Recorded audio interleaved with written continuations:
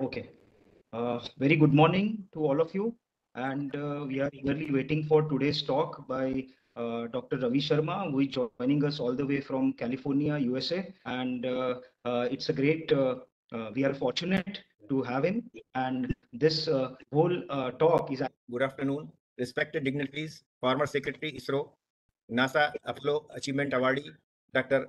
Ravi Sharma from USA, Professor A.C. Mathur, a visiting professor, Centers of Space Science and Technology, Roorkee, ex-Group Director, Space Applications Center, ISRO, CEO, ISIE, Dr. Sanjeev Upadhyay, Head CSST, IIT Roorkee. I think he has not joined, but his Mr. Pankaj is there from his side. Dr. Chintamani Pai, Space Geek co-founder from Mumbai, Dr. Bhumika Sharma, Assistant Professor from Sonipat, Dr. Disha Lal from Goa, Shri B.D. Mehtaji, Chief Editor of Antariksha Udyog Magazine and ex-Head of the Department of Space Applications Center, ISRO, Ahmedabad, eminent participants, scientists, students, researchers, and other learned and esteemed participants.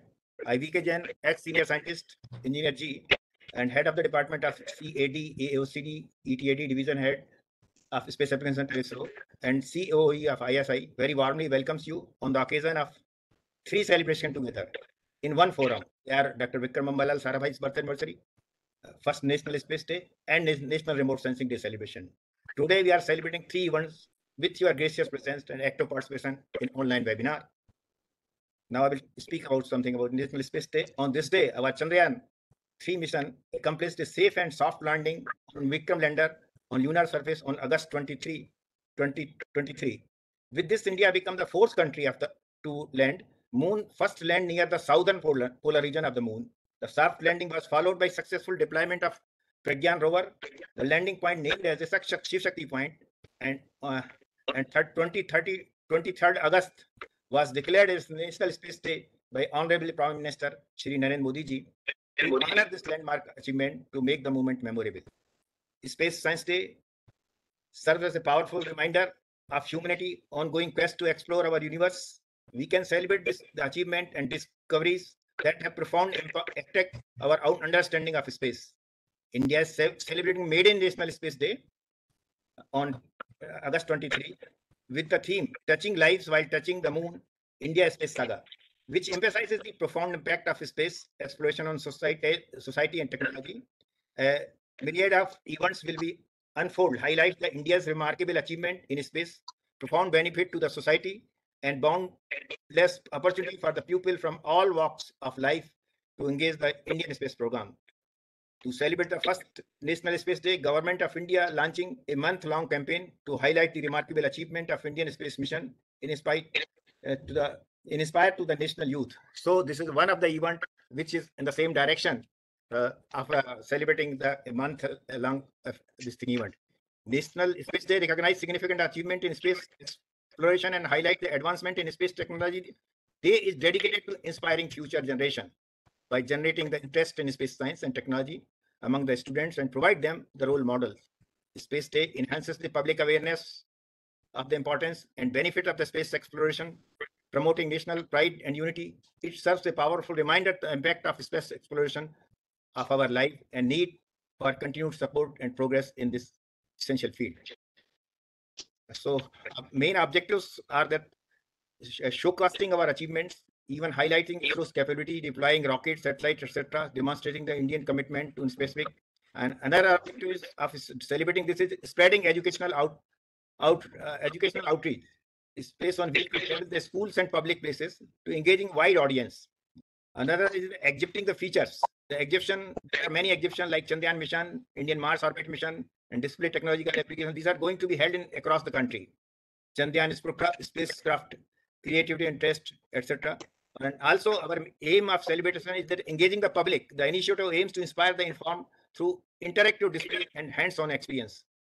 Some space tutor. Yesterday, Sharma ji asked about the space tutors are the educator and mentors registered with ISRO who are dedicated and advanced space science and technology education throughout the various outreach activities.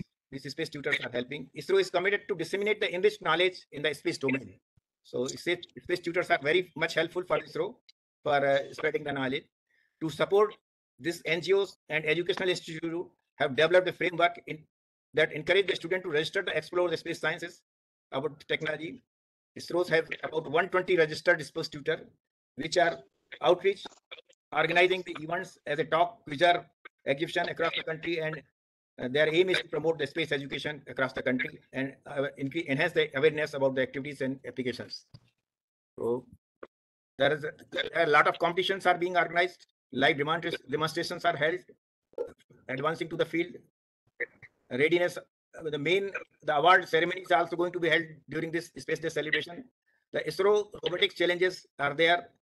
They are also going to be displayed. There is a competition there to deeper enhance the understanding of space robotics and application among the student commitment. Dr. Kalu Verma, kindly switch off your mic, sir. Then Dr.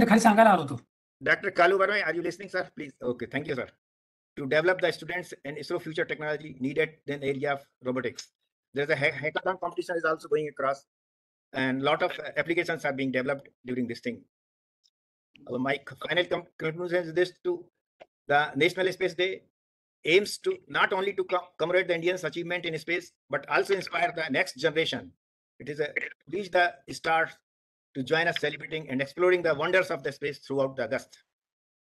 The day is dedicated to inspiring future generation and interest in space science and technology.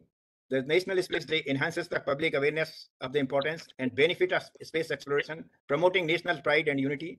It serves a powerful reminder of the impact of the space exploration of our lives, the need of our continued support and progress in the essential field. So thank you very much, Dr. Pai. Now you can take over. Thank you very much, sir, for giving a view about National Space Day to our participants and giving the information about why we are celebrating National Space Day. With this, I invite now Dr. Sanjay Upadhyay, who's head at CSST IIT. If sir is not there, sir, student can give a brief introduction to CSST IIT Roorkee. I will give in place of him. Yes, Dr. Sanjay Upadhyay, who is heading the Center of Space Science and Technology, is busy in some meeting and out of station. He could not be present. In fact, also maybe knowing that this year we have started a course in Space Science and Technology. IIT Roorkee is the first IIT who has started a PG program in this particular branch. And there are 13 students who have joined this year, and they are from MSc Physics background, aerospace, mechanical engineering, electronics engineering, like that. And we started PhD program in space science and technology in last January, and out of 27 candidates, we selected 4 candidates. And in this August, we have selected 3 candidates, and there are 7 departments faculty. As adjunct faculty, they are working with Center of Space Science and Technology. In total, there are 17 faculty, 14 adjunct faculty, and 3 visiting scientists, visiting professors. And these 3 are from ISRO. One is from Space Applications Center, Ahmedabad, that is myself. Then Dr. Bhanupant, who is retired group director from Vikram Sarabhai Space Center. And the third one is Dr. Ravi Sharma, who retired as Associate Director, Vikram Sarabhai Space Center. Fortunately, all 3 are the alumni of IIT Roorkee. And we are now in the process of paying back to our alma mater. And this is for the information for all of you that you can propagate this information about this PG program which is being held at IIT Roorkee. And we are also planning to have a lot of short-term courses for the working scientists. And because many requests are coming, people want to make small satellites, they want to take part in the various competitions, etc. And ISRO has already launched, I think, 12 student satellites. And various engineering colleges have developed these small satellites, nano satellites. So there is a need of a short-term course on satellite systems. So that also IIT Roorkee will be organizing shortly. Yeah. Thank you very much, sir. Thank you very much, sir. With that, I invite V.D. Mehta, who is also ISRO veteran, and he's currently the chief editor of Antariksh Udyog magazine, which is launched by Indian Space Institute. Over to you, Mehta, sir. Thank you, Dr. Chintamani. On the eve of this Space Technology Awareness Online talk, I welcome you all. And so it is already delayed. I'll just briefly and very quickly both give you the information and introduction to our Indian space industry exhibitors. This is ISI, that is Indian Space Industry Exhibitor. It is a micro venture under MSME Delhi, registered the educational company in June 2018. It is already started and established by Dr. P.C. Mathur. He is IIT Roorkee alumni and retired Group Director of ISRO. Registrar Office at Ahmedabad as well as in the Ghaziabad. It is the main vision of this ISI is to spread the awareness about the tremendous application of space science, technology, and among the young school college student, along with the common man of India through the popular lectures, awareness seminar, and exhibition, to be etc. Various activity we carried out through ISI is the awareness seminar, national seminar conference for academician, short-term courses for engineering student, researcher, professors, and academicians.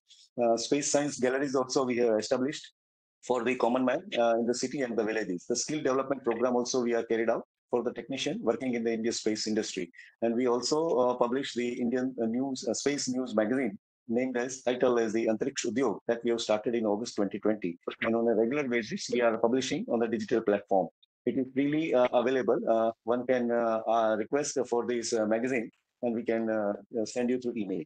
There are various seminar and webinar is organized during the period of different topics, which covers the satellite communication for common man, different types of material and structures for and application on satellite remote sensing, 3D printing and its application, and many, many more yet to come. And various collaborative program also we do with the academic R&D organization, various NGOs, and professional bodies like SSME, ISI, etc. We also conduct a short-term course on small satellite, mechanical design, fabrication on satellite Earth station, composite material technology, SATCOM Earth station, PICO and CANSAT satellite, etc. The academic institution and professional institution also can help by providing their auditorium and other logistic support. Then ISI can organize various such events within their campus and webinar and on the such short courses. They can be joint organizer and to have activity at various parts of India also. We have a space science gallery, as I mentioned. It's a permanent space exhibition. It is at Ghaziabad. We named it Lal Bahadur Shastri Space Science Gallery, which is already visited by various common men of the city and nearby of the college and students.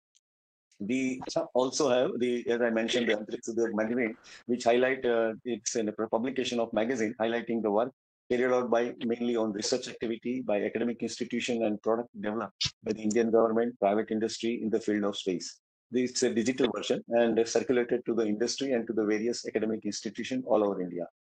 For receiving this digital copy, you can email on antarikshUdyog@gmail.com. So this is the brief introduction, and I wish great success to this event. Thank you very much. Over to Dr. Chintamani Pai. Thank you very much, sir. Now we come to the moment where we all are waiting for our today's chief guest and speaker. I invite Dr. Ravi Sharma, sir. Over to you, sir. Thank you.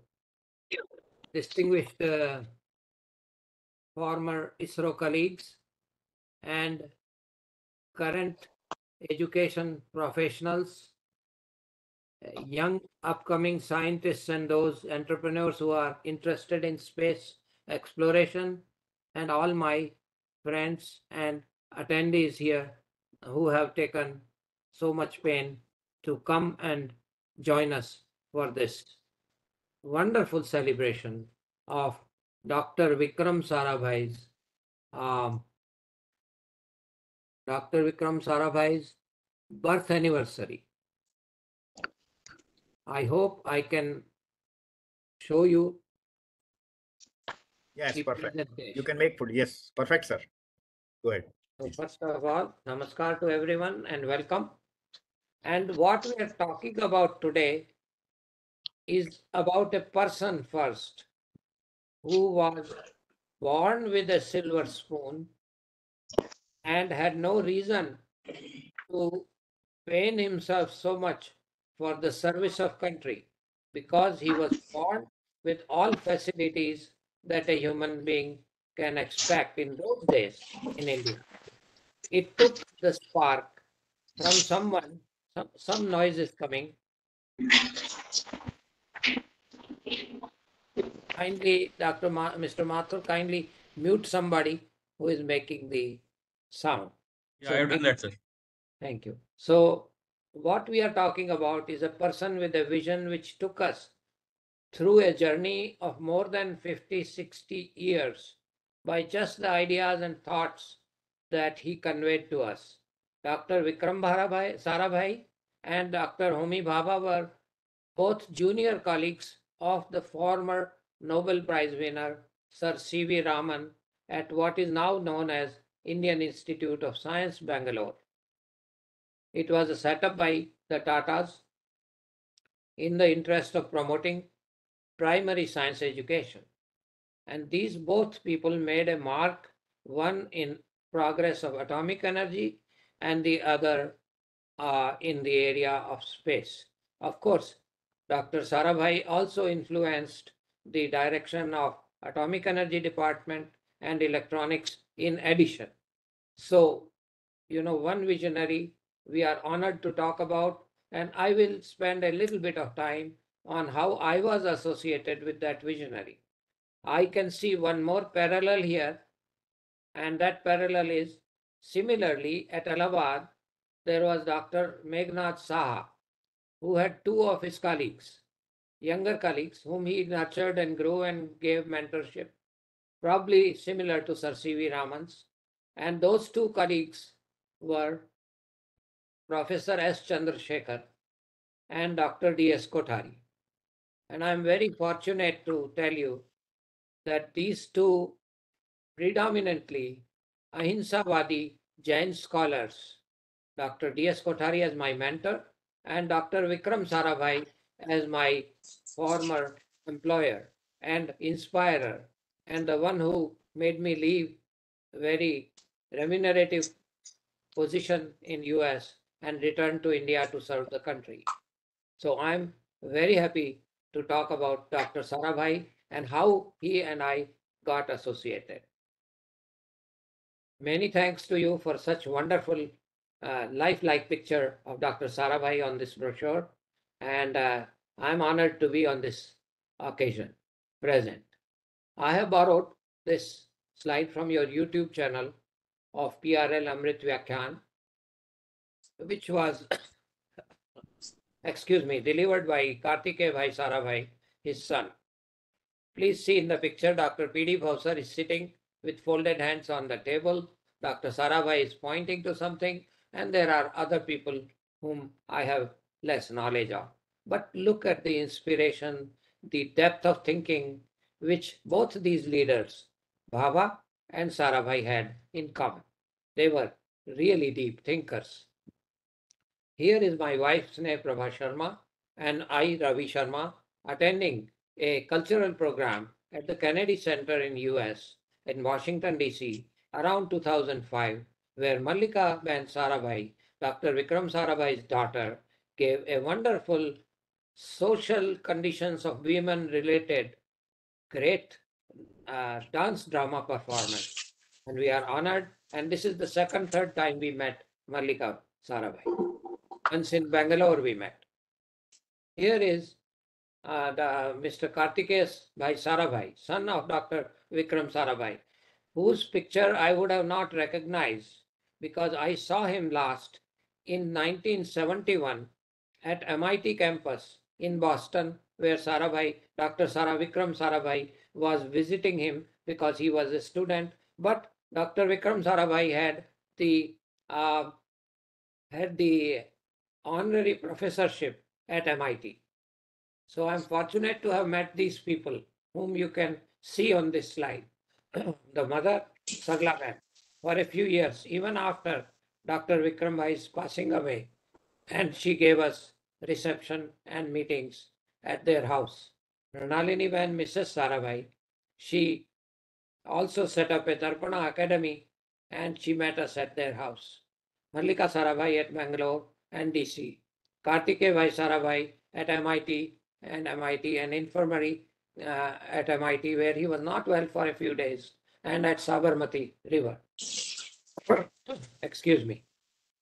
Well, we are fortunate to also have met a few associates of Dr. Vikram Sarabhai, namely Professor Ramanathan. He was a Aurora Aeronomy Ionosphere expert, publisher, professor at PRL, but he associated himself and probably visited each other with Sidney Chapman, who is well known at Boulder at the University of Colorado, who worked in aeronomy and ionosphere.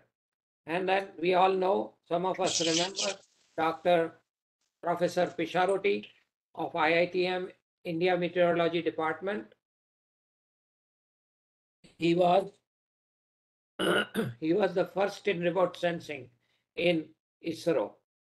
He did the first few experiments, especially things like coconut wilt disease.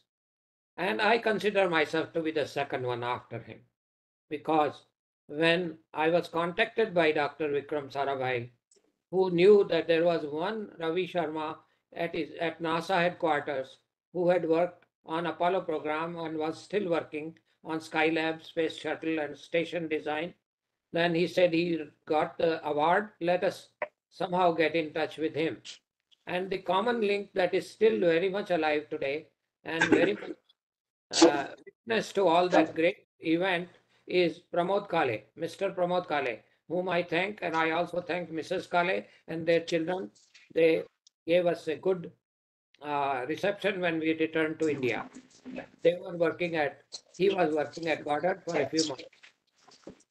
The other colleague, Professor Devendra Lal, who is no more, was director of PRL. Excuse me, Mr. Subhash Joshi, can you mute yourself so we will be listening properly? Subhash Joshi requested. Thank you. So this visionary director spent half year in PRL Ahmedabad and the other half researching micrometeorites that fell on the ocean floor at La Jolla area near San Diego in UCSD. So he was in touch with me till about 10 years ago. Then he has passed away. Professor Pandya was nuclear physicist at PRL. Among the other colleagues at PRL, at ISRO and PRL, were Professor Bhavsar, whose picture you saw, and Professor Chitnis, who is very much doing well at age 100 now.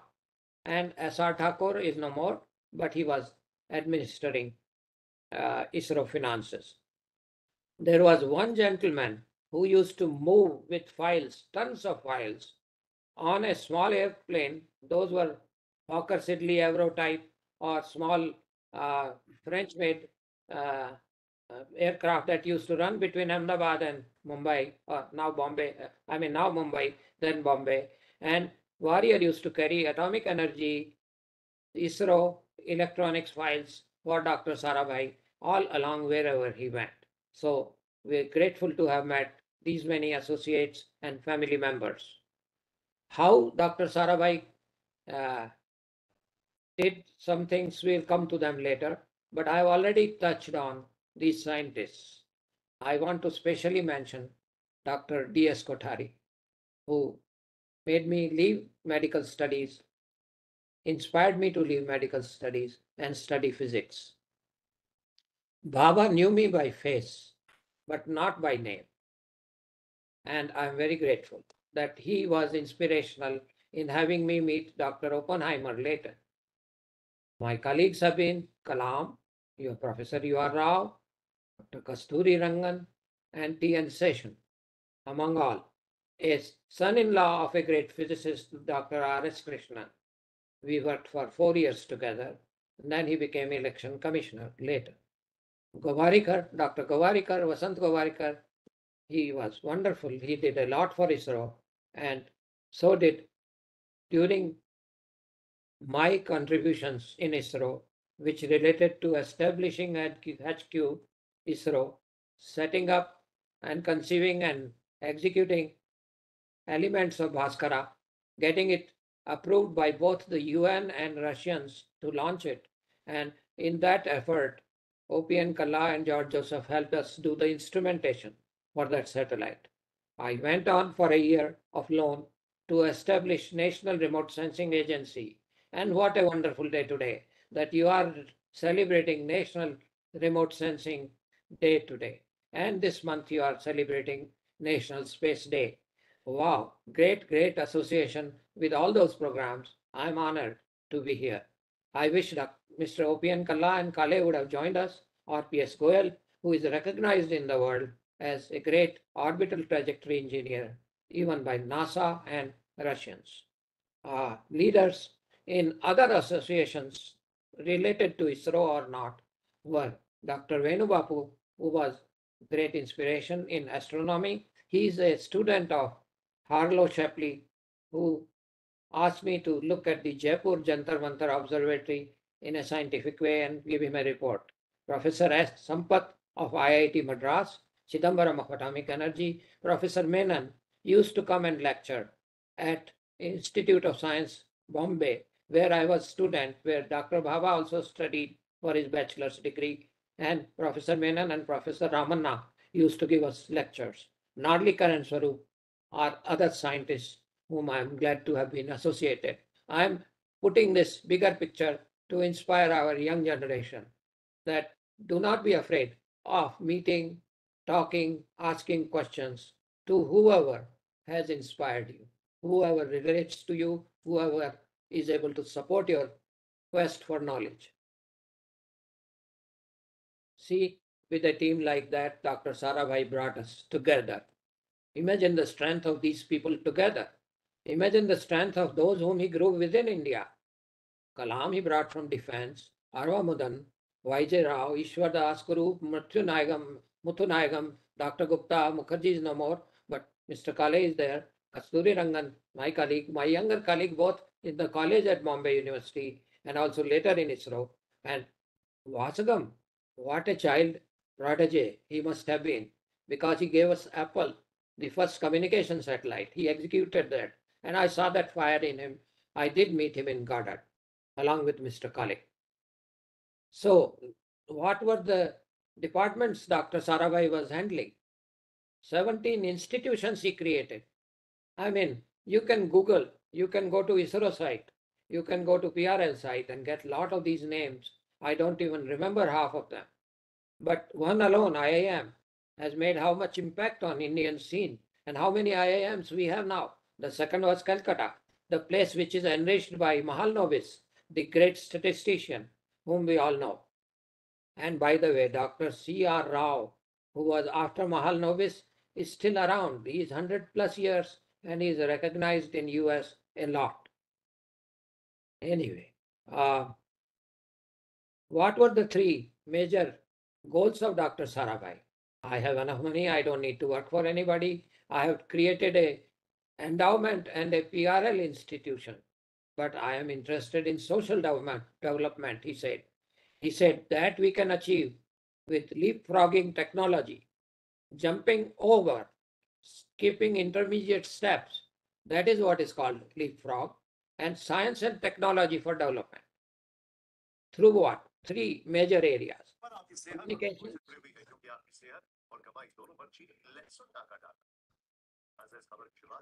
Dr. Kalu Barme. Okay, thank you. So, the three areas that Dr. Sarabhai was concerned with were telecommunications in the telephony and data exchange sense. When we talk of TV, he was interested in TV for rural development. If you all remember, at Anand Kheda district, he set up, or he was planning to set up, the local TV broadcast station. But later on, we developed it into site, and 2,500 villages spread over 6 districts of India, with a lone satellite by none other than Dr. Von Braun's company, Fairchild Industry for NASA. They loaned us this geostationary satellite with meteorology and telecom and TV payload to do rural development of India, one of the dreams of Dr. Sarabhai. He was also bringing people like Visharoti and me. He said, Ravi, Dr. Sharma, he said, we don't have human space flight program yet in India. So what are you going to do when you come? You help us set up the ISRO headquarters structure, because it is running with me as an office. Wherever I go is ISRO headquarters, and we want to institutionalize it. And he was planning to do it in Ahmedabad. So half my luggage went to Ahmedabad, but then when he passed away, half luggage went to Bangalore, where Professor Menon decided to set up the headquarters. So we lost him at untimely age of 50 plus in 1971. Well, Was it overwork? Certainly, overwork contributed. But was it also an unknown coincidence? Open question. What were my witness? I have witnessed the following in Watergate Hotel in Washington, D.C. He would call one dignitary, like a congressman or a senator, to have breakfast with him. And back to back, he will call another dignitary an hour later and have another breakfast with him. And then similar things with lunches. But his priority was that there were half a dozen or so of scientists and engineers at Goddard, Wallops Island, and so on, who used to come to meet him. He would meet them first. He would keep the bureaucrats waiting outside while he would meet the ISRO staff. And this is, in addition, he would do certain research type of teaching at MIT and other universities. And he developed some facilities out in the Andes in South America at high altitude, where certain aeronomy and ionospheric phenomena could be studied. He produced a few PhDs under him. Where are we today? I personally feel that in all these three areas, we are very close to either have accomplished or close to accomplishing the dream that Dr. Sarabhai laid out more than 50 years ago for us. More like 60 years ago, he must have thought of these and communicated to us about 55 years ago and then left us. But thanks to the visionary roadmap that he laid out and the hard work of our subsequent ISRO leaders, whom I have mentioned on previous slides, these core teams have now created facilities where ISRO has started yielding great fruits. I'm very proud to be part of that chain where we laid certain infrastructure, certain human capability, certain younger leadership who have brought us to accomplishments of ISRO today. The leadership comes with skills, technical skills, geopolitical and other challenges, and many other factors. Cannot go into all of those in today's day, but he was aware because the person can call the Prime Minister as Hindu man, has some power behind his intellectual and spiritual thinking. And remember, he was a Ahinsavadi Jain scientist. Very many similarities I see in Dr. Kothari and Dr. Sarabhai. And many of you would understand that culture of India. What would he ask us today? And I'm very happy that my family supported in cleaning up some of these slides, that he would have appreciated a faster pace of progress. Why? Because we are falling behind an adversary. Unfortunate, because we were their spiritual leaders at one time in Buddha's days. We did not fire a single pataka or firearm, nor did we go with swords. We gave them Buddha. But they are entering with such a blatant force we have to confront, because they have no limit on money. But they have commitment to supporting science. We cannot deny that. But we need to live up to this challenge. He would have asked us that we should be aware that there are undue influences from superpowers and internal bureaucracies. So what is our strength? Our strength is because of these leaders that have done all the work and laid foundation for ISRO and the space program, for all of you who are teaching, exhibiting, training the next generations. The biggest strength we have is interest from our youth in space. So we have infrastructure in ISRO, in space, where Pavan Goenka, my former colleague at General Motors, has taken charge. He knows how to make Mahindra Jeep. He knows how to make General Motors cars. He was interested in talking to me on the hydrogen fuel cell vehicles, which I worked on at General Motors. And now we have, in addition to these two capabilities, we have Artemis Accord with NASA and US, a very favorable turn because of leadership of our present Prime Minister, Mr. Modi. We are very fortunate to have an outward-looking space program which wants to connect with the rest of the world. and make an impact of Indian contributions not only in software abroad, which is well known, but also in future space programs of the world. And India is already beginning to earn international revenue and investments in Indian launches and payloads and in payloads of other people. Well, we all know this famous photo, which is President Kennedy of US in 1962 declared we go to the moon, similar to what Mr. Modi is trying to declare now to stay focused and create space capabilities of future for India. Well, this gentleman, Dr. Werner von Braun, who is standing next to the Saturn rocket engines, look at the size. Where was he? He was being persecuted and threatened by Hitler's people that they would kill his family and also eliminate him if he did not build V2 rockets. And 800 of those rockets were hitting near or around UK, either in the ocean in between or in the cities around London. So this man had a tremendous, tense early upbringing, but great accomplishment of rocketry. At Hitler's fall, we brought him and 30 people to Huntsville, Alabama, and set up the US space program. I knew half a dozen of them, but he's my mentor in my knowledge of human spaceflight program. Here you see the current Falcon of SpaceX and Saturn V compared. Here is a picture of people who made the Apollo program and later Skylab and Space Station and Space Shuttle planning succeed. And two of my mentors are here. Mr. Chuck Matthews is to the left of the gentleman with binoculars, who is Dr. Werner von Braun. He was director of Marshall Space Flight Center in Huntsville, Alabama, which he took after we started the civilian space program called NASA. Earlier it was part of Redstone Arsenal managed by Army of the US. This gentleman has always been a civilian. George Miller and others, and Dick Slayton, one of the astronauts with the long nose here in the right side. This is the size of the command and service module of Apollo. The crew only sat in this circular tapering pyramid shaped area. This is where the reaction control thrusters and the stage that took them to the translunar area. And this rendezvous, it's folded and joins back at the top here. And so it becomes a combined vehicle, which will be useful to know for Apollo 13. This is the Saturn V on its trolley or tractor, whatever you want to call. This is the first crew of Apollo 11. This gentleman to the right is still 93 plus and kicking and doing well. And he just got married last year to one of his caregivers or healthcare workers. And he's Buzz Aldrin.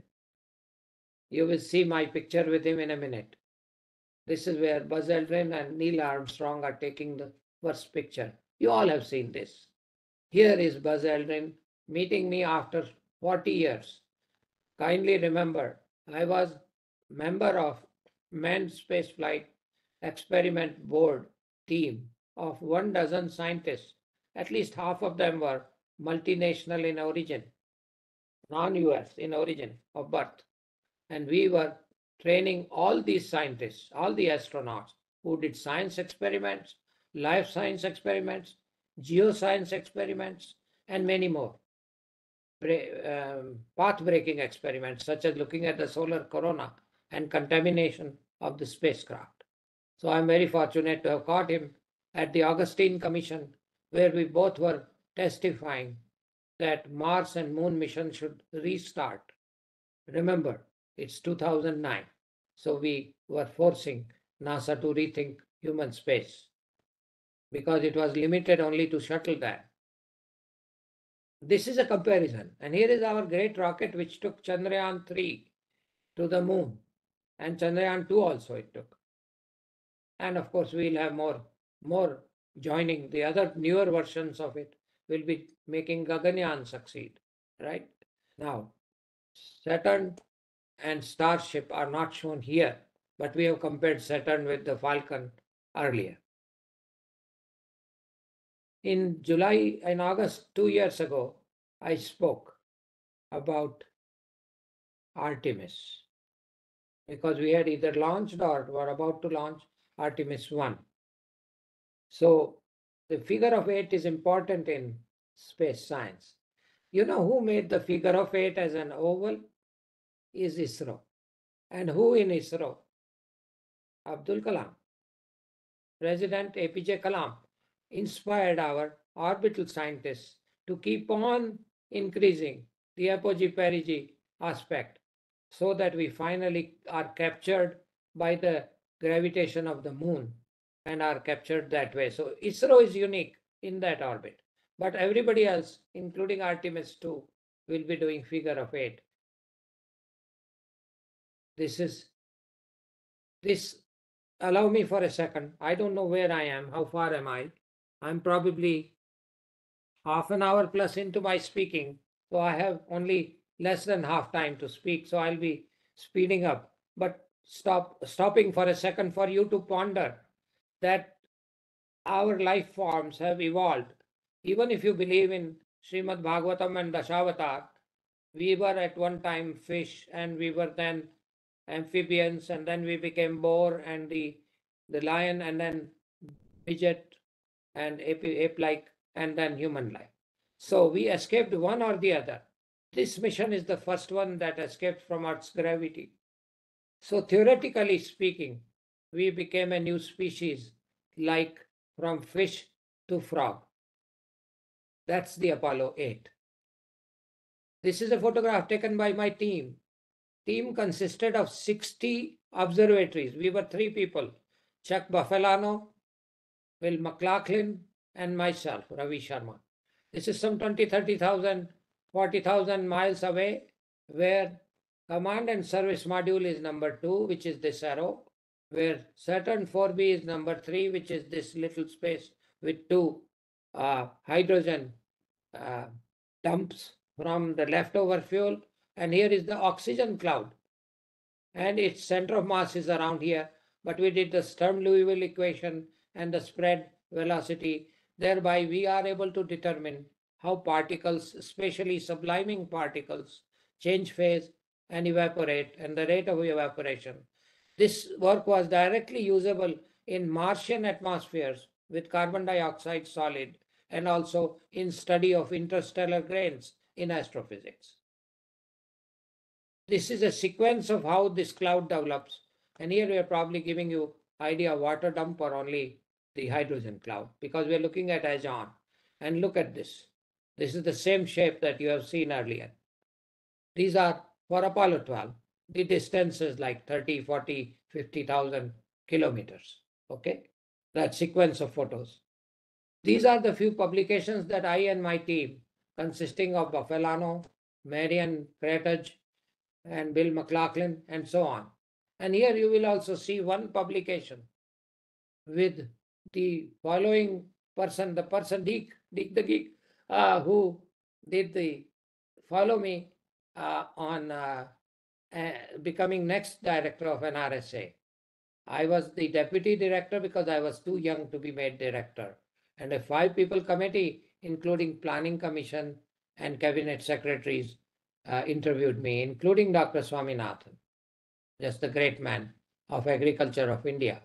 Anyway, I'm telling you in this also that I met and I had Dr. Oppenheimer, and I had a year's acquaintance with him, and he reminded me of Baba's loss. Within a few days of Baba's loss, we met, and he came to listen to my lecture at the American Physical Society, where I was speaking on nucleon-nucleon scattering and one boson exchange potential. Remember Bose. Bose is the name I wrote on one of my slides, who's given us Bose-Einstein statistics. Apollo 11, schematic, very familiar to you. Figure of 8. What did I do and my team did in Apollo 13? I'm just taking you through the journey just to give some appreciation of with what background had I come to serve India. These were 60 observatories. One of them was Nainital. Dr. Pant was the director at that time. It's called Baker-Nunn camera, but it's actually a small telescope. And NORAD and Smithsonian and astronomical observatories like Nainital use this, and it is used to capture in those days all near Earth space objects, whether missiles or satellites. Okay, we were woken up in the middle of night on Apollo 13 mishap when the fuel cell related explosion happened in command and service module, and they were afraid of losing telecommunication. So they wanted us to use our optics trajectory tracing to keep track of at least where they were in case they were lost. Then we monitored, the same network monitored the re-entry tracking, and special interest was plutonium radioisotope generator, which I recommended after Chandrayaan 2. Very badly I said we must carry one of these generators on our Chandrayaan 3 mission. That's the only recommendation ISRO did not follow. Other two they did, namely, we will come to them in a minute. So we were interested in where did this isotope generator, which is plutonium, enter? Did it enter and contaminate a city, or did it cause fission to happen? And these are the kinds of things that we were concerned. But we traced it to Mariana Trench out in Pacific and in deep Pacific. What is my personal contribution is that I looked at the logic of this mishap happening, and it happened at the wrong time. Suppose next time they were on a mission and this kind of thing happened, then they would not be together because two would be descending the moon and one would be orbiting the moon. So I said, do a pyrotechnic separation of the instruments bay so that the instruments are exposed and this pyrotechnic happens, and then you only actuate with solenoid cameras and other things so that in that sequence astronaut safety becomes paramount. NASA accepted it. It cost $10 million per mission from Apollo 14 to 17, and rather than a contractor becoming angry, Mr. McDonald of McDonnell Douglas came and congratulated me at headquarters for costing 40 million. So these are the missions. I took you on a speed tour of these missions I have worked on.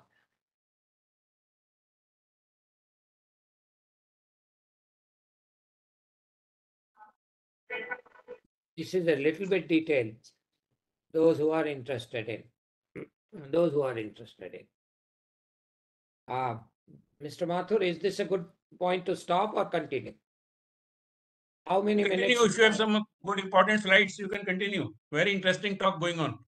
Thank you, sir. Thank you so much. And please, if you have any burning question, you can always interrupt this monologue from me. I am very grateful that Dr. Sarabhai inspired me, and I'm ready to be of service to him in this small way, to his memory and his leadership. So now ISRO is a participant in Artemis program. What will Artemis do? Yes. What will Artemis do? I mean, I forgot one link to tell you that while you know that I met Dr. Von Braun, but the person who was my thesis advisor was Professor Alex Green at Gainesville, Florida, where our son was also born, by the way. And I finished my PhD, and one of the other students of Professor Green was Adarsh Deepak, who set up a company near Wallop Island. So we are kind of linked. And Stolarsky worked on same kind of aeronomy and ionospheres along with Adarsh Deepak. They both worked at Goddard programs, Goddard contracts. So there are linkages like that. But coming back to Artemis now, this is going to be great, interesting program. Look at it. These are the engines from Space Shuttle. Shuttle was supposed to have each shuttle 100 flights. But unfortunately, I personally feel wrong calculation to retire it in 2013. The error in Kalpana Chawla and Israeli astronauts' loss, along with others, in Colombia in 2003, February, was because of human error, that an engineer was not allowed to report the falling of the leading tiles, the re-entry tiles of space shuttle. If that report was given, just like we are saving Sunita Williams today in the Boeing Starliner, we are probably going to bring her back on any alternative. It could be Soyuz, it could be SpaceX, Falcon. These are the only two choices right now. So we can use that capability to bring them alive back. We could have used, because they were attached to space station. They could have spared one shuttle. They could have burnt one shuttle like it did, but they could have brought back the astronauts safely. Because of human error, they prematurely retired the shuttle. It had definitely 5-10 more years after 2013 when they retired it. And then US would have saved its face by not depending on Russian launches. But anyway, International Space Station is still a good example of successful superpowers international collaboration. These engines are going in Artemis. They are being reused. Here is a summary of Artemis. So in a way, space shuttle is living through Artemis by its parts flying to the moon again. Remember now, today is 24. It will be probably 2026, before we see another human landing. So how much fortunate I am that I was at the right place at the right time, thanks to my teachers, that I was able to participate in such a historic program like Apollo. So second opportunity will be 2 years from now. Okay? Here, Mrs. Sharma, Ravi Sharma, and President Abdul Kalam. He and I were close colleagues. Sometimes he used to ask me, may I come into your room at ISRO headquarters? Now the tides had turned, and I was so afraid of entering Rashtrapati Bhavan in his room. And he made me at ease. He said, Ravi, come on in. I'm waiting for you. At the other end of the hall, like half a mile away, big, huge Rashtrapati Bhavan. Then he posed these couple of pictures for us. We are grateful. You know, the message he gave to my wife, Prabha, is, I know Ravi, he's stubborn, because he had seen me and Seshan fight on ISRO's interesting areas of budget and technical capabilities with each other, with the teams, with the finance ministry and whatnot. So he knew that I was a bit stubborn. So he said to my wife, ask Ravi to teach younger generation, because he has helped my team. Dr. Srinivasan and Mr. Ved Prakash Sandlas were two of his deputies at VSSC, where they were working on developing SLV. And the third colleague who made big play was Dr. S.C. Gupta. So they were given 4-hour lectures by me 2-3 times. And then they came back to Kalam and said, we know how to integrate avionics with the rocket sensors and rocket. So that was my contribution to the SLV program in addition to its reviews. Here, I am taking you to human spaceflight history. Kindly, Mr. Pai or Dr. Pai or Mr. Mathur or Jain Saab, can you read this? Yes, sir. Very We can read this, sir. So this is a paper of 25 pages as a proposal, which I was hoping ISRO would agree to execute in 1976, so that we could send people like our current astronauts for Artemis program at that time in 1980 to the Space Shuttle and Space Lab and the Space Station program. All three are listed in this report. I'm going to show you just the last page. And in the last page, I will not go into the budgetary aspect, because these were big amounts for ISRO. Whole ISRO budget, we grew from 15 crores to 45 crores plan budget in those days. And that was the proposal. But maybe the numbers were wrong, and maybe we could get ESA to help us, join us, reduce the cost. But if we were able to do that, this is my last line. The greatest indigenous capability to put into space is an Indian citizen. a part of ourselves. I wish Dr. Sarabhai was there.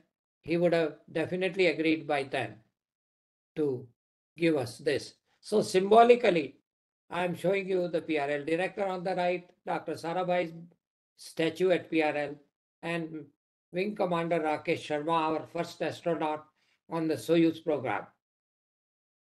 Salute, Soyuz. And here are our next people likely to go into the Artemis program. How many Indian astronauts we would have from 1980 to today? Here is just a week ago, the announcement from Prime Minister of India, Mr. Modi. There's another angle. Remember we talked about sight? So Dr. Von Braun, the father of actually the US space program, even though it's Goddard, Dr. Goddard, who preceded him and did the first small rockets by himself. And Professor Bright, my professor at Yale, helped Goddard do the trajectories for those rockets from Aberdeen Proving Grounds out in Maryland, similar to other end of Wallops Island near Goddard. So Dr. Von Braun retired from NASA headquarters, became vice president of Fairchild Industries, which built the ATS-F satellite, which was then ATS-6 satellite, which was loaned to us for 1 year based on one of my efforts. I was not the only one.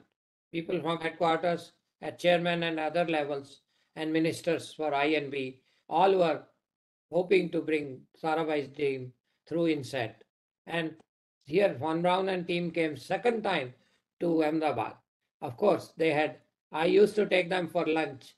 Those of you who are at Ahmedabad would know Sabar, Purohit, Chetna, ice cream shops. And that's where all these dignitaries, Chuck Matthew and Von Braun, have eaten few days in their visit and gone to Bangalore and seen the tiger and Khajuraho and Taj Mahal. Sorry, diversion. But here, for about 90 million US dollars, 2 satellites and a ground spare, where there would be judicious choice of meteorology payload and single beam antenna with less pointing constraints. Thereby, the fuel could last a few more years. Unfortunately, in spite of a great capable person like Pramod Kale, geopolitics of that time was too strong and the Hughes design was overruled. Of course, Fairchild was not in the game at that time when INSET was built in 1978 onwards, when I left because of this disagreement and because of emergency. The consequence was that 2 INSET satellites were lost. If we had agreed to something like these designs, perhaps we could have saved 1 or 2. But we are here to celebrate today and not complain. So here we are. Where are we going next? Our future space leaders in ISRO, in space, and elsewhere should work on these areas. They should collaborate on commercially viable designs. Maybe we can provide imagery service. When they did not have Landsat continuity at NASA, ISRO provided at some price, small price, some imagery of Landsat Earth imagery received at the Earth station that I and Kalla had designed at Shadnagar in NRSA. And then we can do it again. We can design other people's satellite and we are doing it. So we should expand that area for entrepreneurs to rectify and flourish. We need a robust industry. But remember, if you grow too fast with too many entrepreneurs, how are you going to manage their expectation? You will only send 10, 20, 50 people in space. So you have to scale up on a lot of fronts so that they feel a sense of accomplishment when they join our space and allied industries, materials, communications, remote sensing, looking at Earth for the farmer, doing agricultural dusting, doing spraying, checking how the crops are growing, and so on. Anyway, recently from 2020, I have gone into small articles here and there writing mode. Most noteworthy is this link. Those of you who will watch the recording on YouTube can always click or go on this link and look at 10, 20 pages of this article, which took us to the entire reality of not only IRS and INSET era, but also into the moon landing missions and what we were missing. And I made 3 suggestions there. 2 of them were accepted, although I have never received an acknowledgement, and I don't expect. Generally, it is not a good practice. I gave 5 suggestions after Columbia disaster. 3 of them were accepted for subsequent shuttle missions, but nobody gives you a letter. And it's not expected. But we did our job, our duty. I said we must try a hop, and they did try in Chandrayaan 3. So congratulations to ISRO team for doing that. And I was hoping that this hop would result in a trajectory for sample return. But instead, ISRO did a smarter thing. It went very far. It used that service module, which took the Chandrayaan 3 to moon. After it landed, it did a couple of orbits, I don't know how many, and it came back with the remaining fuel back into near Earth trajectory, maybe around the Earth, so that we have a good experience now of a sample return trajectory today. Congratulations to ISRO. What was sad, and is still sad, is the lack of RTG, the plutonium reactor, that small thermopile junction type, which heats up one end and creates a thermoelectric current and power source. That would have survived the Chandrayaan 3 mission for a few years. We are sorry. We are missing this, and if there is Chandrayaan 4 going or anything else going to the moon, we should request atomic energy and ISRO cooperation, because we can file that we are doing this to the UN and then launch it. Remember, the Voyager mission, which is in interstellar space today, it is carrying that kind of fuel.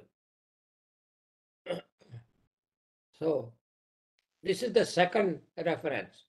It is India Foundation Journal, and it's a link here. So it will open that. And that was January of this year. So I have just again summarized my experience like I am doing today to you.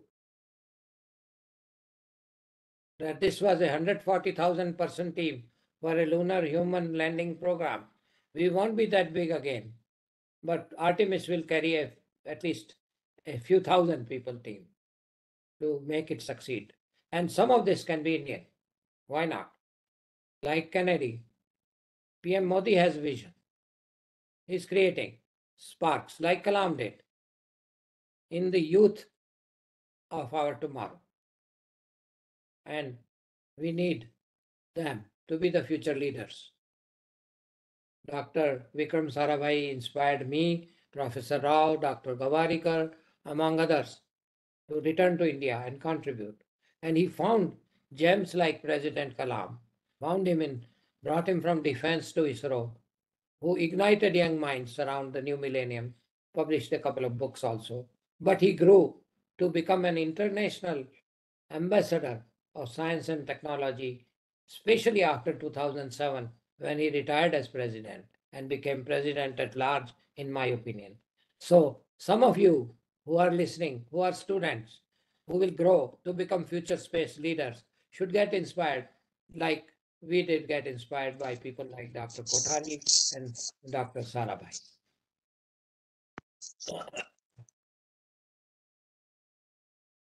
These 3 programs I technically reviewed. Session reviewed them from finance angle, and Mr. Velody viewed them from international angle, and these were the programs.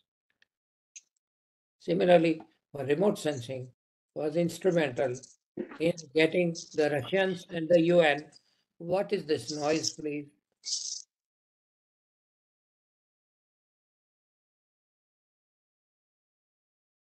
So we helped in getting the UN and the Soviet Union.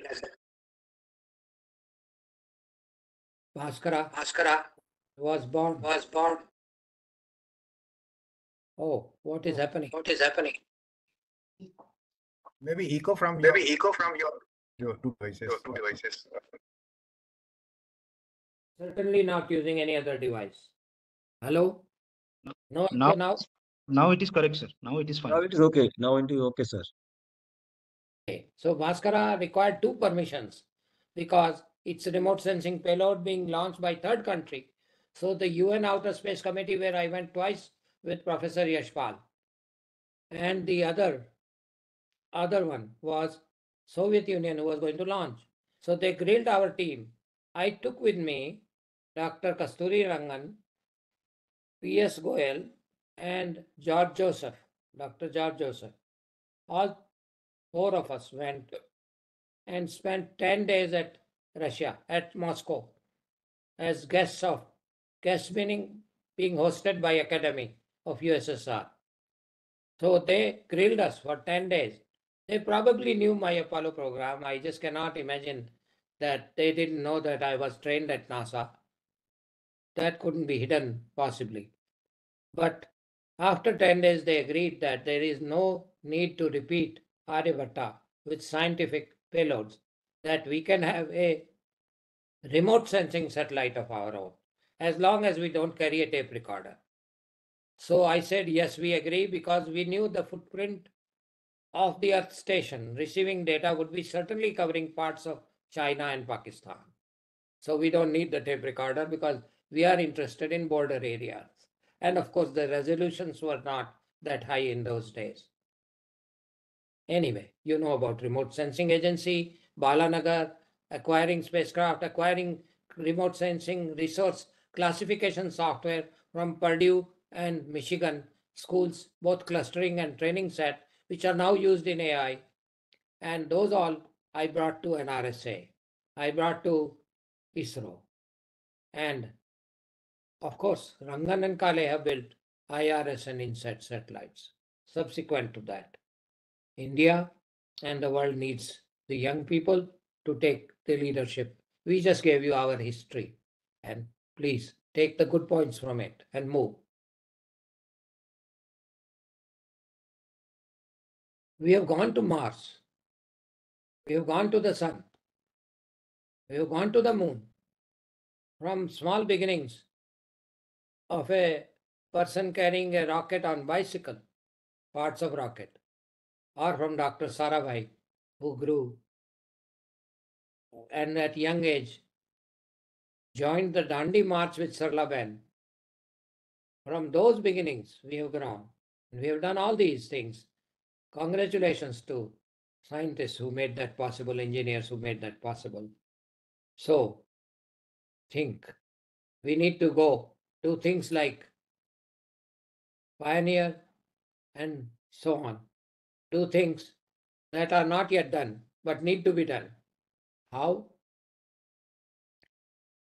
Okay. So, just a recap of who all, inspired me. Here the name should have been Dr. Gregory Bright. Professor Bright was first director of Manhattan Project. Very few people know that. Second director was Dr. Oppenheimer. Both were my bosses, mentors, Dr. Sarabhai. And then I did some work in building computers for India, which we supplied to Atomic Energy Reactor Control Division for process control simulation. Very fast. And then I worked in defense industry in US, Pentagon, for supply chain and for knowledge management, reuse of knowledge management, and did work on satellites for Earth observation after I returned from India second time. I'm back for 30 years in US now, and 20 years I spent in India. I'm now interested for remaining part of my life to work on Vedic particle physics, comment here and there, and inspire human space flight. I am a board of trustee of Ontology Forum, Global Forum, and hydrogen fuel cells vehicles, which have lost the race to electric vehicles, but still have pockets of use like forklifts, buses, and mass transport construction sites, and stationary power using solid oxide fuels. Similar to what we hope our atomic energy will do with thorium, a proposal China has already used. Dr. Kothari, one young Dr. Kothari out in Maryland, is promoting that to US Department of Energy And I hope Indian entrepreneurs don't leave out use of thorium. Okay.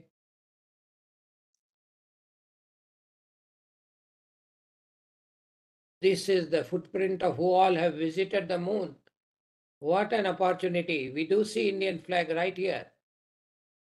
2 times, actually 3 times, because Kalam did manage to put an Indian flag as a projectile into the moon from Chandrayaan 1. And Chandrayaan 2 certainly rests on moon in whatever form. One of the requests to ISRO people is use the OHRC onboard high resolution camera on the Chandrayaan orbiter to locate Chandrayaan 2 and verify that it just fell down and broke apart, or is it still standing, maybe standing on its side, but as a single piece. That knowledge would help ISRO and others. Many other countries have tried. They have not succeeded. These are all Apollo footprints with US flag. Anyway, this is what's happening on Mars. That many nations. Remember, India is one. We have done Mangalyaan orbiter. We will be doing more missions, I hope.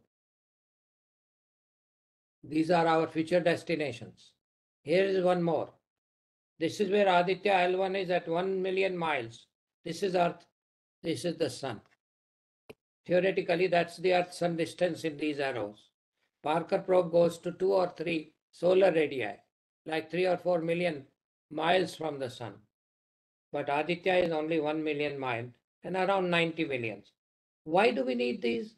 We need a bridge of sampled information, not modeled, for solar weather, which affects our electric grid, for understanding effect of solar storms on our space assets such as LEOs and MEOs, low orbit satellites. Will they lose power? Will their chips get destroyed? Or how badly they would be affected?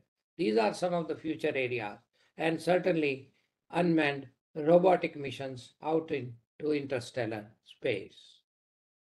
So with that, my namaskar to all listeners. I am open for questions and answers as Mr. Mathur or Mr. Pai, Dr. Pai will permit. Wonderful, Doctor. Thank you very much, sir. It was very enlightening and highly informative talk, and you have really inspired all of us. And going beyond the boundaries of Earth and borders of nations, I think this space really unites us. And your talk was really good. And with that, I hand over session to Mathur sir for question and answer. Yeah, thank you, Chintamani. Thank you, Sharmaji. This is very odd time in US sleeping time. No and, problem. No problem. And you have nicely delivered the talk. I've learned a lot of things from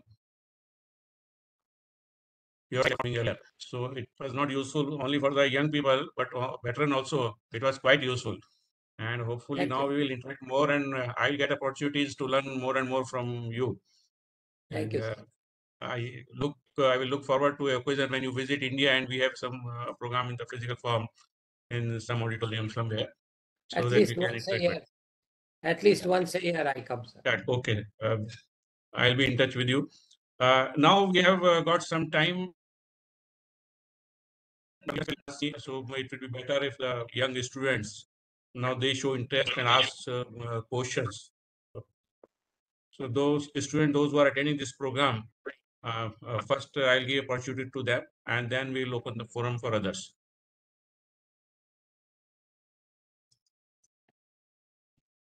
Please tell me, anyone wants to ask any question? Please feel free. Sharmaji, can you stop sharing the screen, sir? Thank you.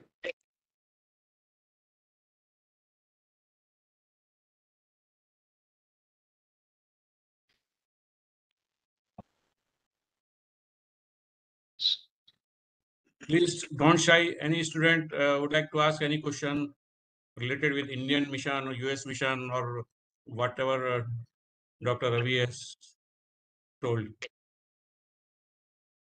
Arthur, can I ask a question?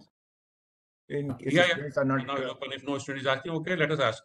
Okay. The forum is open to all, one by one. Please, gents, please go ahead. Sharmaji, you have told about the Artemis program, so it is not related to your talk. but I just want some input from our Artemis satellite. One of the Artemis mission has used optical communication, free space optical communication. Okay. Do you have any information, sir? Or can you tell something about that thing? What was the achievement, and nowadays why it is not being implemented? Free space optical communication from Geo to Leo and Leo to Leo. Are you aware, sir? I'm aware of some experiments recently that have succeeded in using optical communication. But the optical communication of my days was something like 140 gigabyte or gigabit kind of range. So I think whether that makes sense. No, those were megabytes in those days. Now probably they are same in gigabytes. But certainly, if there is no particulate intervention in between or a break in the line of sight, perhaps optical communication is quite efficient because lasers do go and they range on laser retro reflector gives us the distance of moon to millimeters accuracy. So the optical communication will carry huge bandwidth in gigabytes certainly. Why there is this noise? This noise comes always from one source.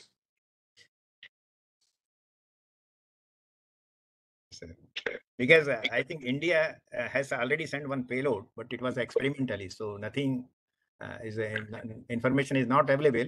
Perhaps that experiment is yet to be completed or so. So if anybody is doing, because when the enormous bandwidth is required of terabytes of kind of thing, and high speed data is to be transmitted from Leo to Leo or Geo to Leo, this will be helpful if it is successful from the space. If we are talking of carrying the transponder's information through optical channels, in case the present satellite is not able to deliver some services, we are simply using it for archiving, then we can serialize and transmit the information.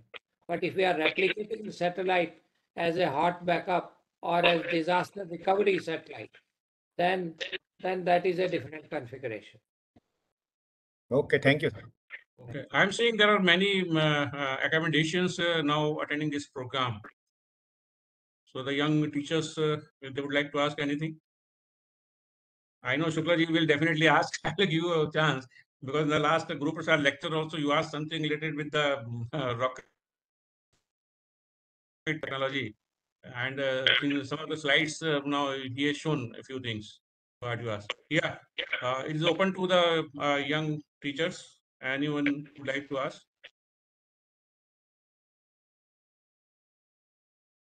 Can I, sir? Okay, now Shuklaji, you can Feel ask. free to ask any question, anybody. Yeah. Please. Sir, my name is Ashok Kumar Shukla. I am a professor of chemistry, but retired, and have a lot of. I am not the person of space science, but of chemistry. But chemistry is everywhere. Sir, Dr. Ravi Sharma, sir, I'm very grateful to you for giving such a wide range of knowledge to your audience, including me. Thank you very much, sir. It was much needed because everything is for learning, and particularly the people like me.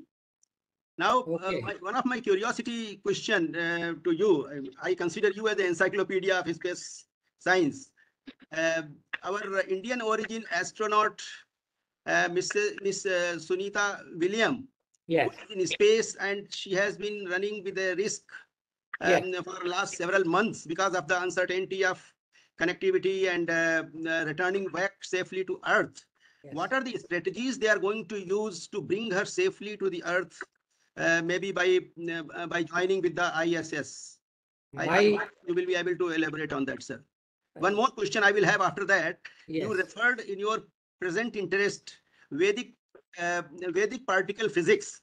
Yes. I will be grateful if you can slightly elaborate on this. What is this science which you are keeping interest post-retirement, sir? Okay. Professor Shukla, Dr. Shukla, I admire because chemistry and physics go hand in hand. True, sir. Physics only talks of principles and tells you how particles should combine with each other. Chemistry builds useful things. So you are the real generators of wealth. And then come chemical engineers who implement plants where things are produced in large, whether it's pharmaceuticals, whether it's the base material for pharmaceutical drugs, or whether it's a biointegrable material, the latest area of work. So you have really touched, and also chemistry in space. I mean, you remind me so many things. Mel Kelvin was Nobel laureate at UC Berkeley in 1968. I went and visited him because he was interested in how life could have formed through interstellar media and travel. So we talked of organic molecules. And then one of his students, named Dr. Cyril Ponamperuma of Sri Lanka, did those experiments with our funding from NASA at Goddard. So chemistry is everywhere. Without chemistry, life doesn't exist. So the coming back, the Sunita Williams thing, the problem with the reaction control system of there is a constant noise from one of the attendees, and when I speak, it stops. When I speak about it, it stops. So kindly, one of you please monitor so that I can talk. The Sunita Williams thing is in chemistry first. It's the lack of knowledge of complete chemistry and physics of interaction between hydrogen and helium. And I have recently sent to that team in Boeing as well as in NASA a paper that I have read in archive this time, where there is found to be adsorption between hydrogen and helium. And that adsorption is what is causing this helium leak problem in Boeing Starliner. Now, as far as Sunita Williams is concerned, they, I hope, will choose alternative return path if it is determined that the reaction control clusters are beyond repair, beyond 100% reliability, so that we don't have another Kalpana Chawla moment, which we still regret. They could have saved them. So, but the chemistry is important. If we do not know the thermal nature of this reaction, hydrogen and helium, then we are likely to make error in judgment, because hydrogen is very difficult material to handle. It gets adsorbed inside steel, hard to get it out. When we make hydrogen fuel cell vehicles, it is a challenge. There are 10-20,000 vehicles running in California with hydrogen fuel made by Toyota and Honda. GM is still to make it. So the adsorption of hydrogen, helium, and reaction control system of Boeing Starliner are the real reason, and your chemistry is involved. Did I answer some of what you asked? Yes, sir. Thank you very much. You're And welcome. I still await how she is going to be brought to the earth safely. No problem. There are two alternatives available. One is SpaceX with their Falcon rocket, and the other is good old friends, the Soviets, the Russians, with the Russian Soyuz program. There is constant interchange between American and Russian astronauts. In spite of these war-related events, they are still cooperating on the International Space Station. That is a great testimonial that we can all live in peace together as a single world. Now, let me take you to another area of medicines in space. Emulsions in space, fabrication of microgravity emulsions, and eventual final state, whether it's crystal or liquid, that all I have done a paper. I have yet to publish it. That chemistry is very important. It has a finite shelf life. So after some years, you can't use the medicines.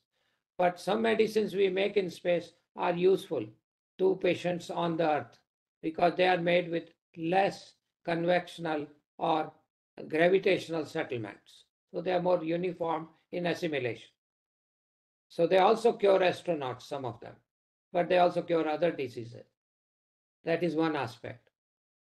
The second is, of course, not necessarily space related, but one of the materials developed out of space race is biointegrable synthetics.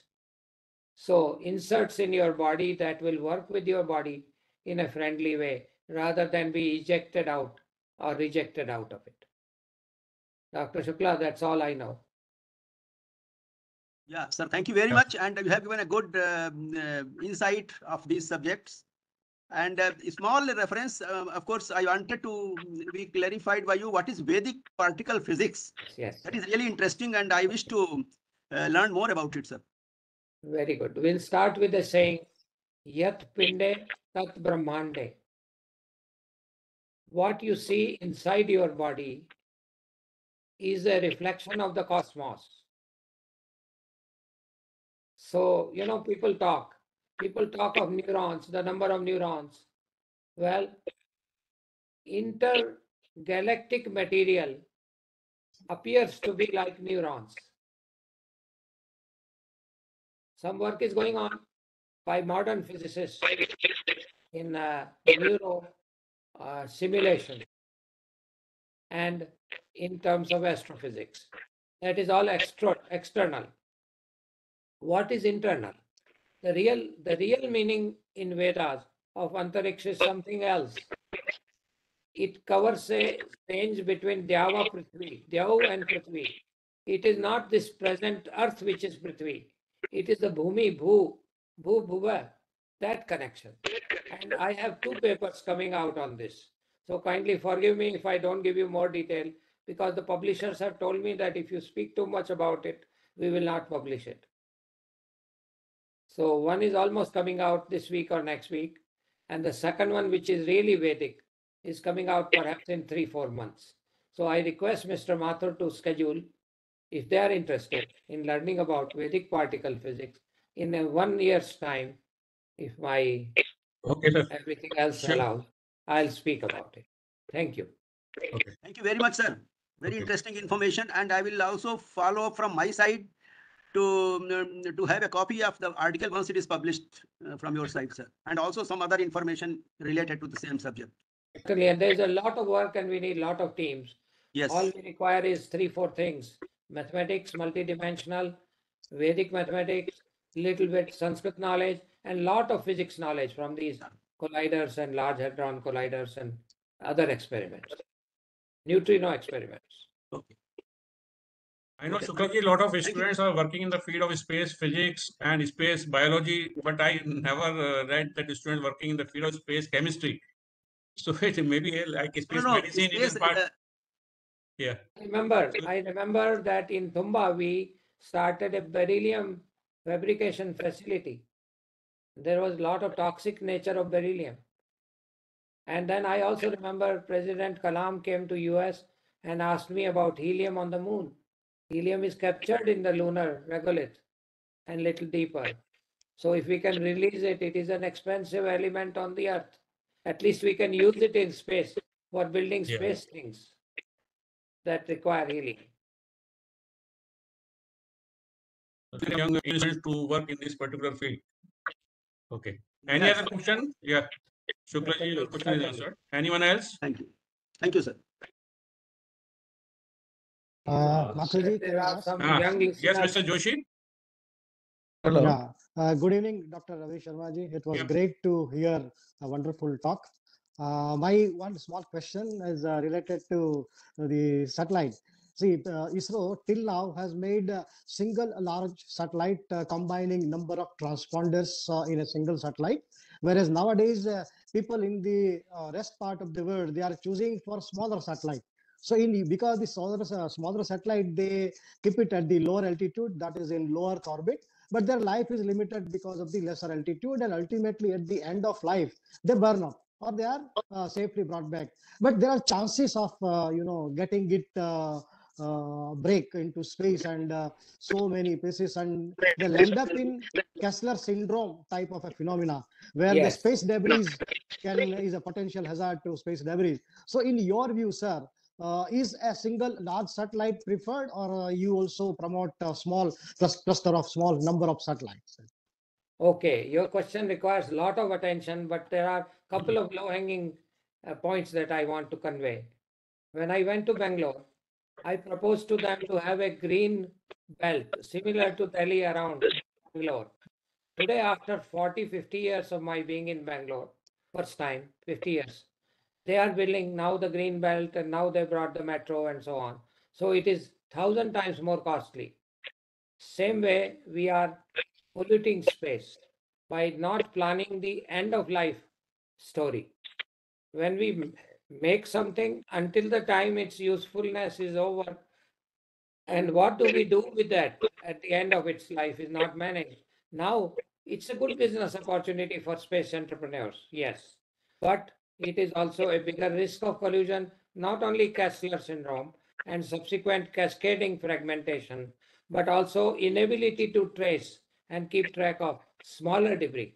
A small micrometeorite can puncture a big hole in a structure because that depends on its relative velocity to the structure. So your question requires a lot of analysis in determining at what orbit, what kind of weight, what kind of cost of satellite should be kept. And I'm a little bit pained with Starlink kind of thing. They should have done better studies, or maybe they have done and we don't know, of commercial use of satellite internet. It will be great capability. Iridium has proven telephony with things like that and is being used by DoD in US. But Starlinks give lot bigger coverage. But remember, they also disturb astronomers. They are also part of the, if something fails, they hit others, and others would lose their orbit or space or integrity of work. So one of my colleagues in NASA headquarters was Dr. Julius Dohnani, a Hungarian scientist who has a curve. All the Kessler syndrome people use that curve. Micrometeorites, what size of micrometeorite and what speed would impact an object and what is its distribution. That's called the Dohnani formula or curve. Yes, sir. So thank you. And one last question from my side. Sir, as we have learned that you are very close to Dr. Sarabhai and you know so many things about him. If I ask you that today, if Sarabhai would have exist, what do you think? Would he be happy with ISRO's stand today?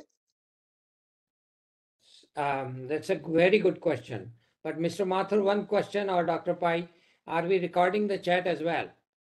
Yes, sir. Still recording is going on. If you say we can stop also. No. I want you to save the chat as a recording because it shows our young people when they will see this video that there are opportunities. And I see Deepika Kothari's hand is up and we would definitely recognize you in a second. But I just want to answer JJ's question. Jain Joshi ji. Yes, sir. You asked the question, right? Yeah. Yes, Joshi ji, Mr. Joshi, the answer is, if I knew the Sarabhai, and I have kind of inner connection of about 1 year with him, because he said we don't have human program, work on something that you can use in India. So I myself went to a place in Michigan which did a defense lab and NASA lab and built 2 satellites, ERTS-1 and 2, which are called Landsat 1 and 2. And I walked on printouts where we studied Punjab and Nabha and Patiala and Choa Lake and Sarhand Canal and so on. The first man I am probably in 1972 to walk on those satellite maps printed on paper because we didn't have displays of this size that time. So Dr. Sarabhai certainly wanted that kind of enthusiasm of leapfrogging. Today he would be, if we saw the speed with which we made the progress, and if he were not allowed to influence that scenario, then he would be disappointed today. Even though we have met his 1970s dreams, but his dreams would not have been static, knowing Sarabhai. The man who would work 20 hours a day would not sit idle in dreaming of the future. So he would evolve his dreams dynamically as technology and capabilities progressed, so that those dreams would be dreams of today, dreams of what you all are thinking of taking us in future. Did I answer your question, sir? Yes, very much correct, sir. I fully take it. And because that time Sarabhai told about a common man, but he was referring a common man of 1970s. But today, if we would have exist the common man of 2024, definitely it would be what you just narrated now. Thank you very much, sir.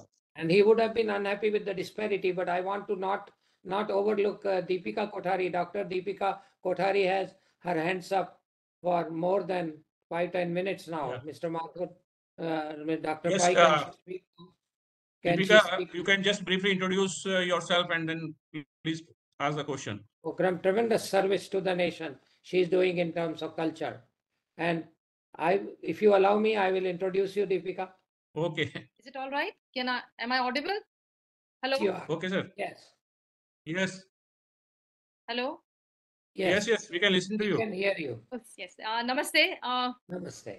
I am a physicist by training, and I know Dr. Sharma's work and him for the last many years, and he's been very close to our family. But I was in awe when I listened to this talk as the stories were unfolding one after the other. And it was so amazing that when our country was just had got independence, and here were the scientists who were thinking so far ahead, and they wanted to bring our country in the forefront of the developed nations in science and technology and use it for our daily life. And this was an amazing story, and I think we need to know much more so that not only young but the middle and old people also get to know this, and this needs to be documented also. So thank you so much for this wonderful talk and the organizers of arranging this. One point I want to make is that I just remember I was searching for a paper, but I couldn't find one. There was a news in the newspaper when Dr. D.S. Kothari, in the front page it came, when Dr. D.S. Kothari probably was giving a lecture at ISRO or somewhere, and he said India is a poor country, and there were a lot of questions of sending these satellites, so expensive ones into space. So he said, why not think of nano satellites?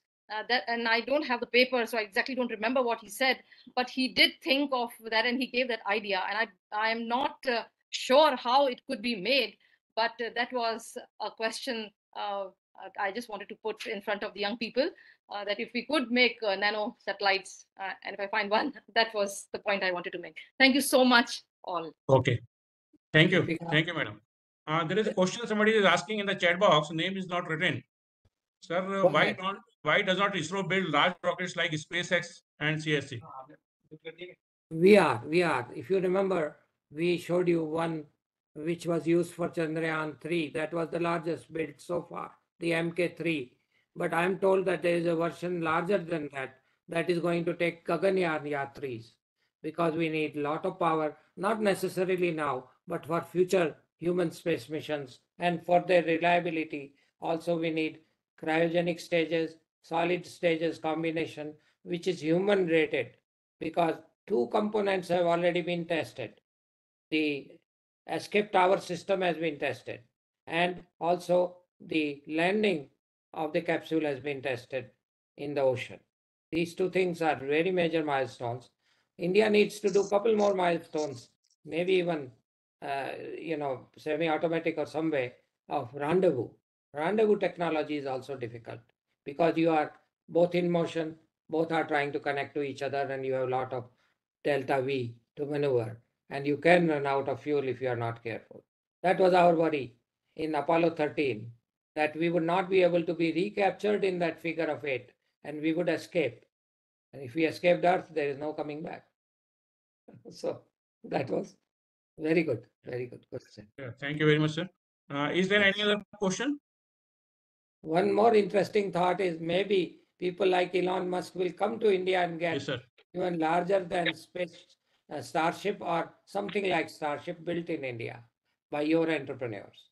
But stay positive, and maybe also stay Mukesh Ambani manageable. may be thinking, we don't know. Well, yes, but you need to be more than money manager. Yeah. That Elon Musk is more than money manager. He's the richest man, undoubtedly. But also he has a lot of technology bandwidth behind him. He's almost a physicist. A compliment and joke. Sir, if I may ask one question, if allowed. Certainly. Okay. You are the leader. Why should you wait? Please go ahead. Sir, looking at He's the a young current, doctor, sir. Very recently, he has completed his PhD from Bombay University. Wonderful. thank you, sir. Yeah, go ahead, Chintamani.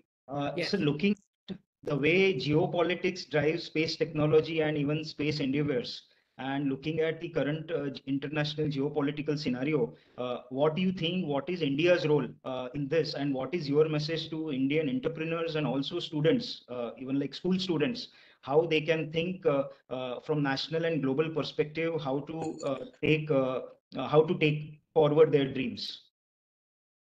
Well, my life has taught me to tolerate disappointments, although I have made the associated people suffer as well as myself sometimes, because I can't control the events that are happening around me.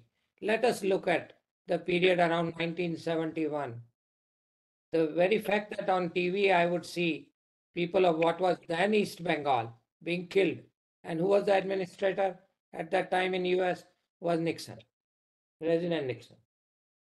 So, failures happen and they are path to success, future success. Every failure, every fall comes with a bigger jump if you are positive. So, taking a cue from that, the fact is that 1971, I was disappointed that these Bangladeshi, the so-called East Pakistanis, are being killed by West Pakistan. I can't see human suffering. I used to cry and say, when will I reach India?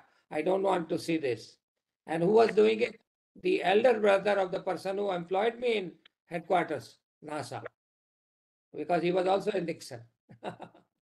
So you have to live among these people. I was tested 3 times, just like I told you about the Russian visit for Bhaskara. There was a committee in outer space committee in the UN, and they would look for India's stand, what side India would take among 30 or 40 active nations in that committee. And they were looking at me because they were thinking I would take the American side, or I would go with the Russian side, or the third, which is non-aligned Indian side. I always stayed fair and true to India because I was representing India at the UN as alternate delegate. Chief delegate was Professor Yashpal. So you see, you have to manage. The things that broke my back and I left really ISRO were 2, 3 things. One was emergency in India, which is unheard of in our 75-year independence history. And then second thing was this INSAT failure. And the chairman came to me after six years and said, Ravi, you were right. And I said, sir, you lost the farmers' money and I lost my career. Now I'm building computers. I'll go back someday. That's it. But take positive spin. After that, I have contributed to Earth observation satellites, whether here or there. Knowledge is knowledge and does not matter. So stay steady on your feet and progress with confidence. And be aware that there'll be falls, financial or otherwise. Thank you, sir. Sure. Yeah. Any It is participant? very, very kind of you all to last this long and a monologue. If someone wants to ask a question later on also, he can write to us. Yes, you can. Do you want me to type my email in the chat, or is there? Yes, you can contact us. We will send it to you. All right. For clarification. Or you can write also. I can write here my email. Yeah. Very simple.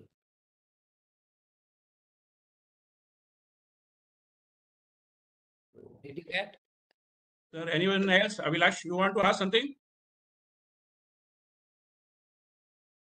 No. I think so there is. Yes. So, Hello? Mr. Pai and Avilash, Mr. your voice is not clear. Okay. I think so there is no question. It was a very wonderful talk, and I get a lot of insight from your talk about the space missions. So I would like to thank you for this. Thank you. Time, network more, progress more, connect more to those who execute and those who will make future successful. Thank you, Mr. Mathur, for inviting me. Thank you, Ms. Dr. Pai, Mr. Jain, everybody else, old colleagues, new colleagues, future colleagues. Thank you. Bye-bye. I request all the participants to switch on their video so that we can have a photo. Okay. Of the screen. Yes, sir. Priyank? Yes, sir. Yes, sir. Yeah. Everyone, please on their webcam so we can take a group picture. Yes. Yeah. I request everyone to video cam. All speakers and others, those who are attending, they can switch on their cameras. Everybody can switch on the camera. Priyank, Yes, I Joshi, you are not there. Ramji, Om, Subodh Sharma, I saw him. All are requested to please switch on their cameras. Thank you.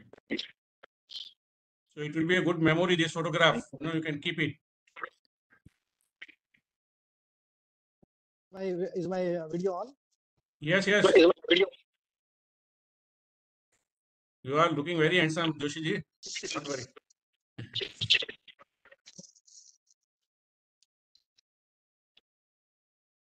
Yes, Priyank, please go ahead. I think if others are not switching. Yes, sir. Done. Yes, sir. We are taking, sir.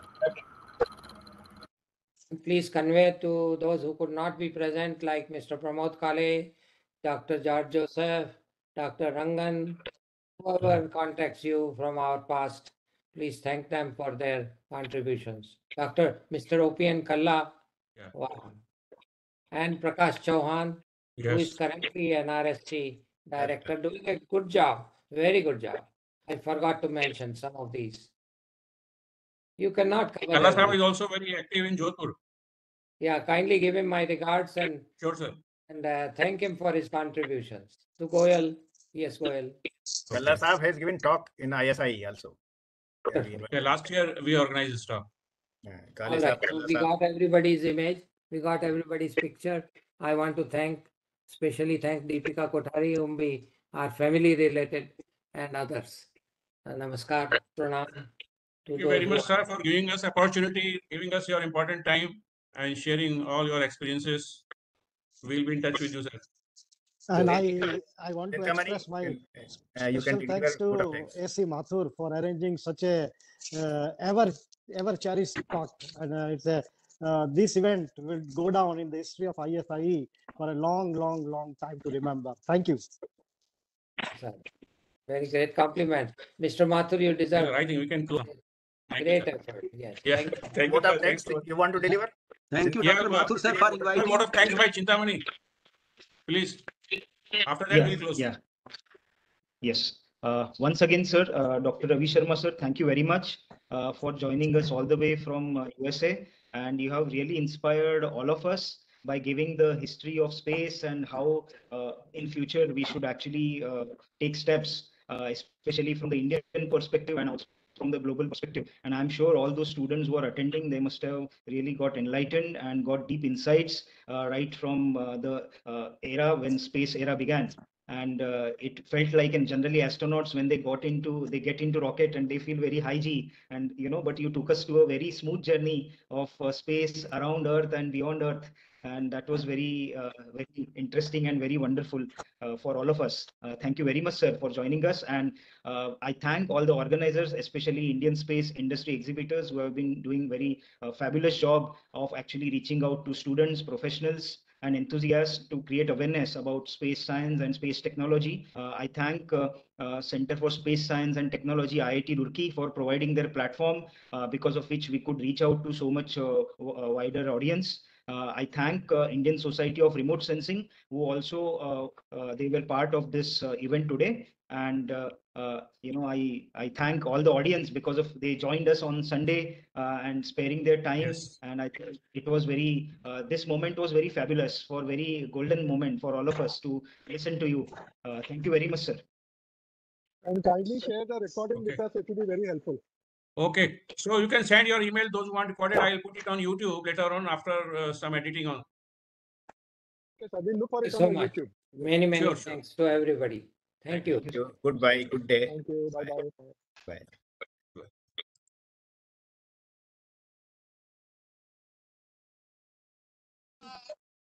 Hello. Yes, sir. Dr. Chintamani, sir. Yes, sir. Myself, Priyank Patel. Yes, yes, sir. Yes, sir. Actually, maybe some connection issue. I was not able to operate the Upadhyay sir's ID. So actually, I've joined by my own as well. So maybe if you have an option to stop the recording, maybe you can stop the recording.